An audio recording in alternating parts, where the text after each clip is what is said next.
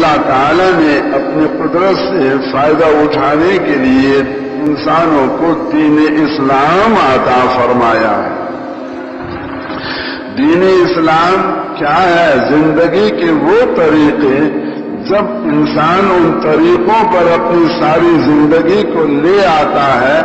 وہ انسان اللہ کی قدرت سے فائدہ اٹھانے والا بن جاتا ہے۔ تو دین اسلام اللہ نے دیا ہی اس لیے ہے کہ ہر انسان پورے دین پر چلے اور دنیا اور آخرت کی پوری کامیابیاں حاصل کرے۔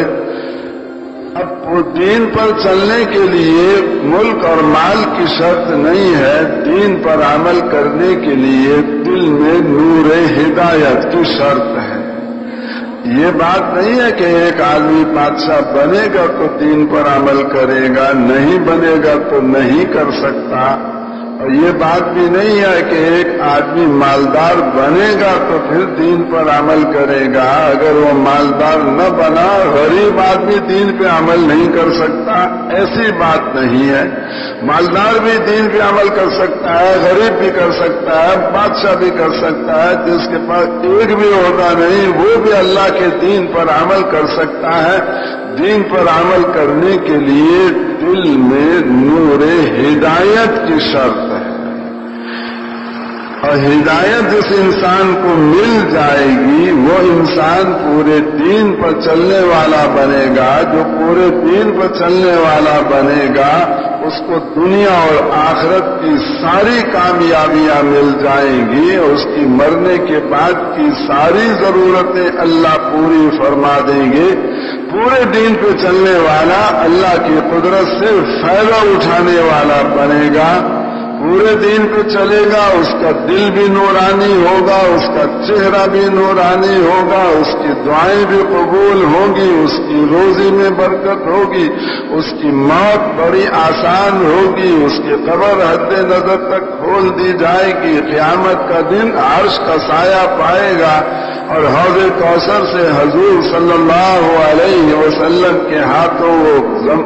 حوض کوثر کا پانی پیے گا، پل صراط کو بجلی کی طرح پار کر کے جنت میں پہنچ جائے گا، اور جنت اللہ کا مہمان خانہ، اللہ کا ہم نشین بن جائے گا، اور جنت میں جا کر اللہ تعالیٰ اس کا ابد الآباد تک اکرام فرماتے رہیں گے۔ اولئک فی جنات مکرمون۔ تو جو اللہ کی قدرت سے فائدہ اٹھانے والا بنے گا اس کے لیے ضروری ہے کہ اللہ کے دین پر چلنے والا بنے، اور اللہ کے دین پر چلنے کے لیے ضروری ہے کہ اس انسان کے دل میں نور ہدایت آ جائے۔ تو نور ہدایت کا ہر انسان کو مل جانا یہ اس کی سب سے بڑی ضرورت اور سب سے پہلی ضرورت، جس کی یہ ضرورت پوری ہو گئی اس کی سارے دنیا کی آخرت کی ساری ضرورتیں پوری ہو جائیں گی۔ جس کی یہ ضرورت پوری نہ ہوئی اس کی مرنے کے بعد ایک بھی ضرورت پوری نہیں ہوگی۔ اگر نور ہدایت اس کو دنیا میں نہ ملا تو یہ مر کر دوزخ میں جائے گا، دوزخ میں ہزاروں سال گزر جائیں گے، ایک گھونٹ پانی پینے کو نہیں ملے گا، لاکھوں سال دوزخ میں گزر جائیں گے، ایک لقمہ کھانے کو نصیب نہیں ہوگا، اور کروڑوں سال دوزخ میں گزر جائیں گے، ایک منٹ کو آرام کرنا نصیب نہیں ہوگا۔ جیسے انسان سمندر میں ہو اسے نظر آتا ہے کہ سمندر کا کنارہ، وہ سمجھتا ہے کہ کنارے پر وہ مشکلات نہیں جو سمندر کے اندر، تو دوزخی کو بھی دوزخ کا کنارہ نظر آئے گا، وہ یہ سمجھے گا کہ میں اس کنارے پہ اگر چلا گیا تو میری تکلیفیں کم ہو جائیں گی، کہے گا ہے باری تعالیٰ مجھے اجازت دے میں کنارے پہ چلا جاؤں، اللہ فرمائیں گے چلے جاؤ۔ جب وہ کنارے پر دوزخ کے پہنچے گا تو وہاں اس کو سانپ ملے گا اتنا لمبا جتنا لمبا دنیا میں کھجور کا درخت ہوتا، اور وہاں بچھو ہوگا اتنا بڑا جتنا بڑا دنیا میں خچر ہوتا، اور حشرات الارض کیڑے مکوڑے بہت سارے وہاں پر اس کو ملیں گے، سب اس کے منہ کو چمٹ جائیں گے، کاٹنا شروع کریں گے، سانپ بھی کاٹے گا، بچھو بھی کاٹے گا، سارے کیڑے مکوڑے اسے کاٹیں گے، اتنی تکلیف ہوگی کہے گا اللہ میں یہاں نہیں رہتا، مجھے دوزخ کے اندر بھیج دے واپس، میں نہیں رہتا اس کے کنارے پر۔ تو جو انسان اللہ کی قدرت سے فائدہ اٹھانے والا نہ بنا، وہ انسان مرنے کے بعد ایسی دوزخ میں ڈالا جائے گا جہاں کی تکلیفوں کا ہم اس دنیا میں اندازہ نہیں کر سکتے۔